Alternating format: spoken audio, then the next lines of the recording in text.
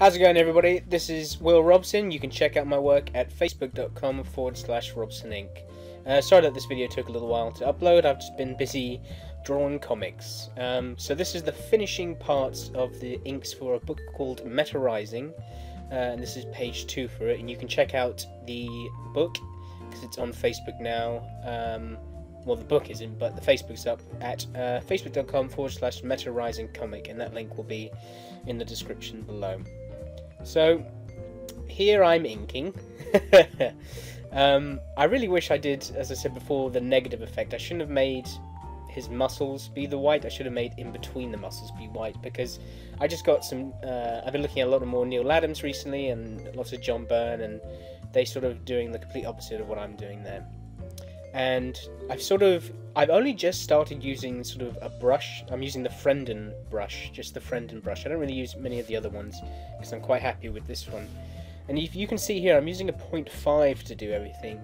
And I always thought that my stuff came out a bit too thick, so I moved to a 0.30, and that's helped tremendously on the stuff that I'm doing now. So it's all a process, but I am happy with where my art's become in the past, I suppose, 2 months, because if you look at my work 2 months ago, there was actually no solid blacks on my work, or any rendering at all, and it just makes a huge difference. I mean, even I was doing a page the other day, and there was some really bad anatomy problems, and I literally just chucked in the shading and rendering, and instantly it covered it up mostly.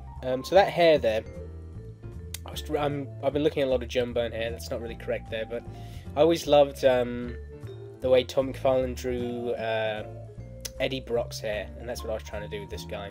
But it's tough. It's all about getting sort of the basic shapes down, really. That's what I've been learning a lot recently, especially when it comes to hair. I mean, I've done a major hair study recently, but anyway, I should probably talk about what's going on. So I rendered the hell out of this guy's shirt, but I just thought to add a bit more action, putting a lot more stress lines in his shirt would sort of show that he's really getting hit.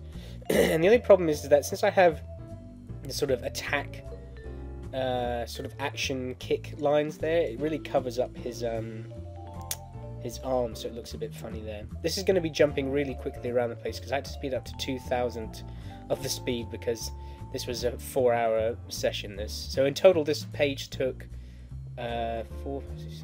about, I think, 11 hours in the end to do, but spread over 2 days, or was it 1 day? I can't remember.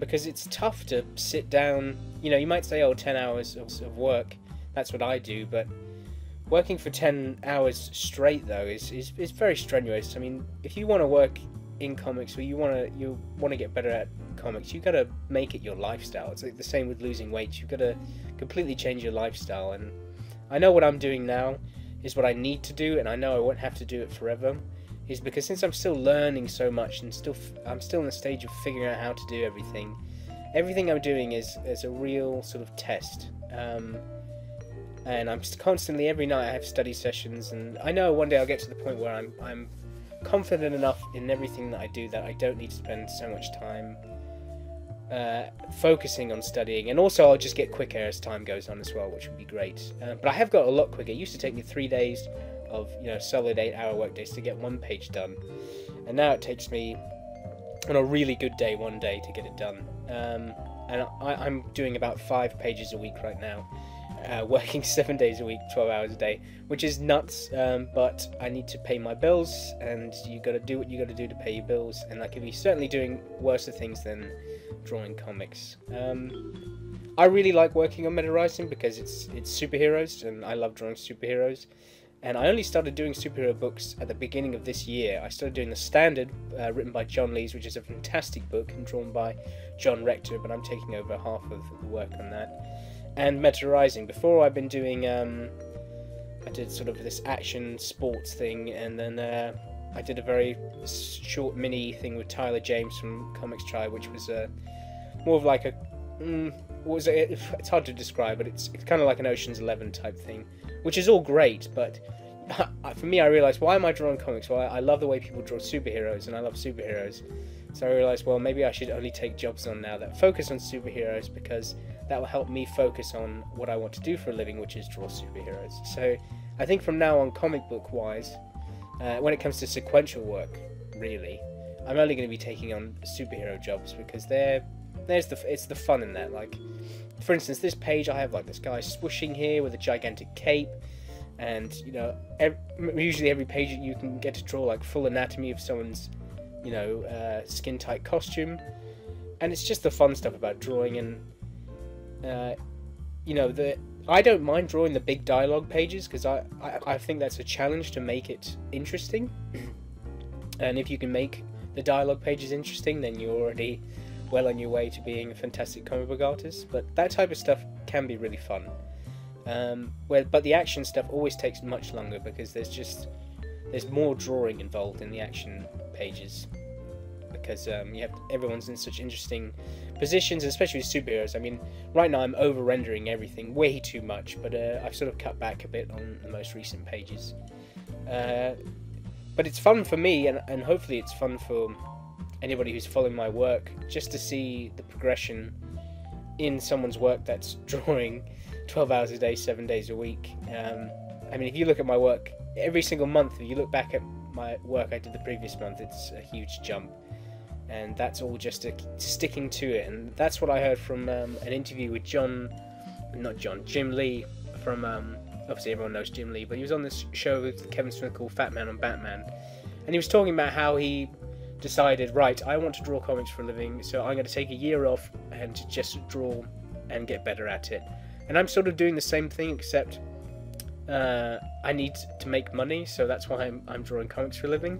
And granted, yes, me drawing comics right now is fantastic for me to get better at drawing comics, but at the same time, studying is the most important. Every time I do a study session, I've only been able to do about 1.5 hour study sessions each day now, but when I do them, I always pick up little things that I just apply into my work, because if I don't do those study sessions, then my work will constantly look the same during inking, and I don't want my inks to be a test.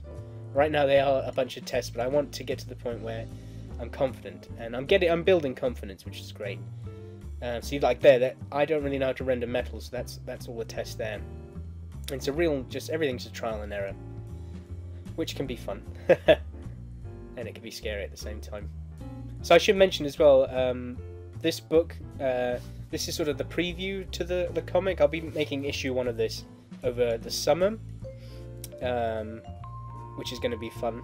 And we got a great writer, we got a great colorist, and it's just a great team. And I'm looking forward to seeing where the book goes. It's going to be fun. So in this panel I have him shooting his grappling hook up. And I should have varied this from panel 1 a bit, because even though it's a different angle, they're slightly the same size and similar in shot. And I should have made the buildings point more towards, because if you look when it's zoomed out, I have the panel at a very skewed angle. And I did that so it looked like it was pointing towards, you know, the panel was bending where the shot of the grappling hook was bending, which works, but the buildings inside of that shot don't bend with it as well. But I thought at the time it might make it look a bit flat, and maybe it possibly could. See, I'm adding the buildings in here, but I like the way it turned out, and I'm really enjoying chucking in millions of render lines in the background, because once it's all covered in color anyway, it's hard to even spot that detail. And the colorist is fantastic that we're going to have in the book, so he'll do good with that. I should mention there, the writer of the book is, I hope I pronounced her last name right, but it's Anna Sheldrick,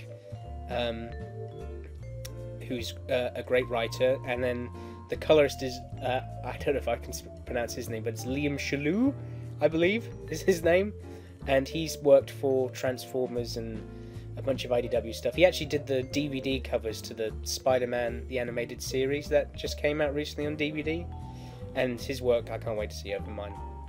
But what's nice working about with this writer is that she's very open for me to interpret the overall feeling of her script more than sticking straight to it. I have another client of mine that is, I have to do everything the way that he wants it to, and it's not fun, because that's more working than instead of a collaboration, and I'm all about collaboration. You know, she doesn't tell me where the camera needs to go unless it's extremely important, so I have the fun of doing that. Anyway, that's it. Thanks for watching, everybody. The next series will be called Creating a Comic Book Pinup for a new client of mine. So thanks for watching. See everybody. Bye bye.